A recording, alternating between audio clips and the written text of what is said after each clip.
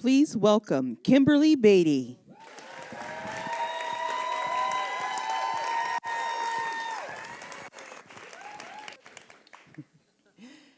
It's the holidays. She's in the kitchen with her auntie preparing for guests. The house is full, family, close friends. Food on the stove, laughter in the air. She moves quickly between the kitchen and the dining table, bringing dishes and making sure everything is just right. There's love all around, joy, togetherness, and yet she feels disengaged. She's home, but not really at home. After everyone leaves, she returns to the kitchen to clean, and suddenly everything shifts. Her beloved dog runs out in a snowstorm. She runs after him, and they're caught in a tornado, lifted out of the familiar, dropped in a strange land. By now, you may have recognized this scene I'm describing. It's the opening of The Wiz, the Motown adaptation of The Wizard of Oz. You know, the one where Diana Ross plays Dorothy, my favorite version. I watched that movie so many times as a child and as an adult. But recently, it took on a whole new meaning for me. About 12 years ago, I'm sitting in my office across from a colleague, a woman a little more seasoned than me. We're mid-conversation when I notice little beads of sweat forming on her upper lip, one by one, and then her forehead. It was as though someone had turned her temperature dial from the inside. But she didn't move. She remained perfectly still, possibly thinking, if I don't move, maybe this heat wave will pass by quickly and no one will notice. I knew she was having a hot flash. And as quickly as it came, it passed. She returned to the conversation as though nothing had happened. Now, what I didn't know was that I was looking at a future version of myself. Because just 2 years later, I became her. It started with me just not feeling at home in my body. Something was off, but I couldn't quite put my finger on it. And then the storm hit. You name it, I probably experienced it. But it was less about the symptoms and more of a disorientation. And that's when I realized I wasn't just menopausal. I was Dorothy. I'd been swept into Oz. And I wasn't alone. There's a whole generation of Dorothys just like me, confused. Anybody else? Disoriented, just trying to find our way home.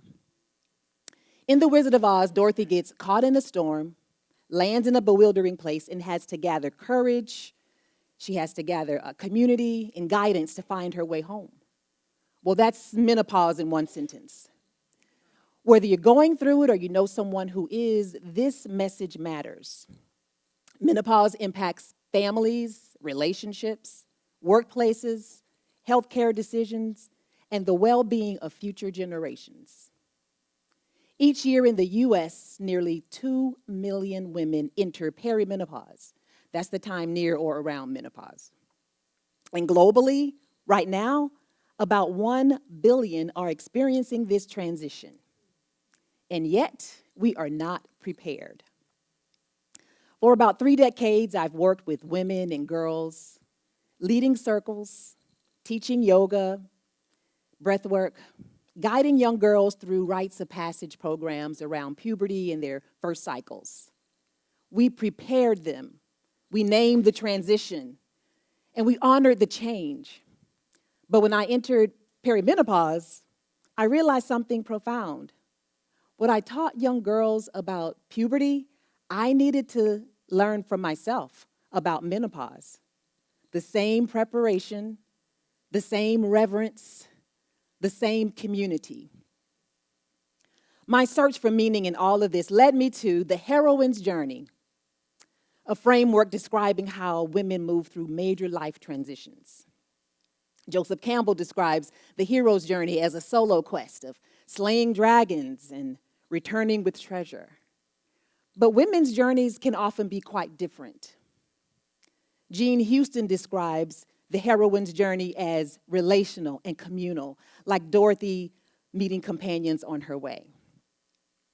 And in her book, Maureen Murdoch teaches that the heroine's journey is a circular path, an inward journey, a coming home to the parts of ourselves that we once abandoned. Menopause echoes this arc. It's an initiation, a meaningful threshold into a new season of life.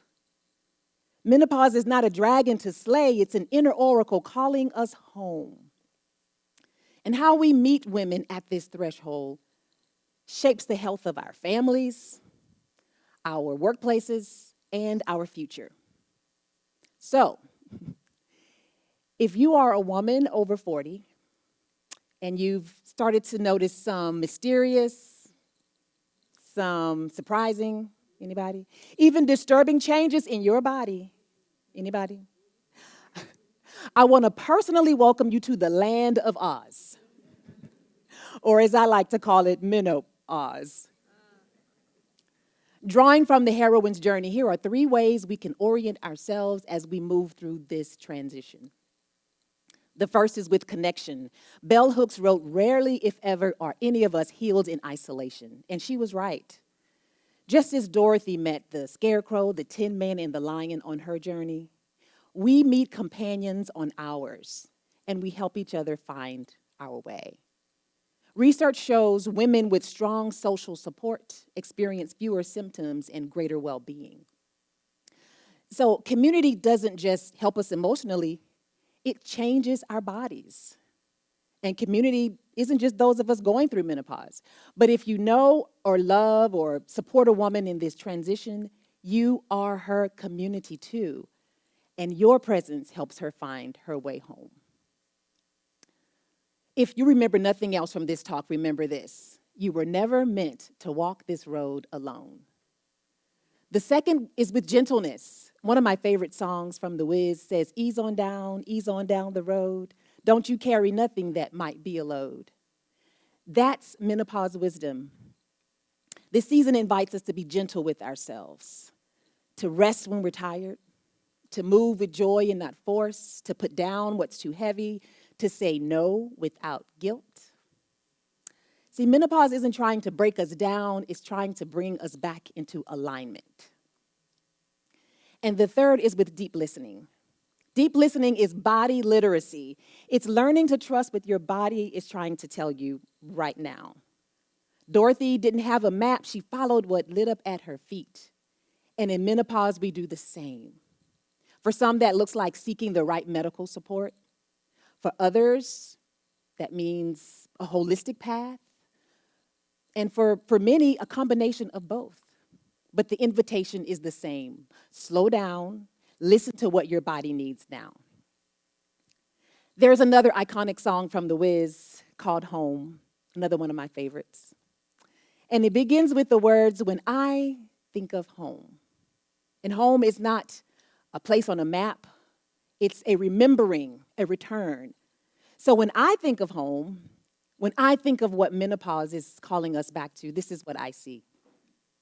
I see women embraced, not dismissed, celebrated, not silenced, rested and not pushed past their limits. I see women coming home to their bodies, no longer believing that they are betraying them, but understanding they are speaking to them, sometimes loudly, sounding an alarm, trying to get their attention, letting them know when something needs to change. I see a world where women's bodies are listened to in research, in healthcare, and in the policies that shape our lives. And I see girls growing up knowing that every stage of womanhood has meaning, dignity, and support. This is what becomes possible when we begin to see menopause as the heroine's journey. Dorothy didn't leave Oz the same woman who arrived. She returned wiser, more embodied, more herself. And that's the promise of menopause when we understand it this way. Not something to get through, but something to grow through. We don't just survive menopause. We come home. Thank you.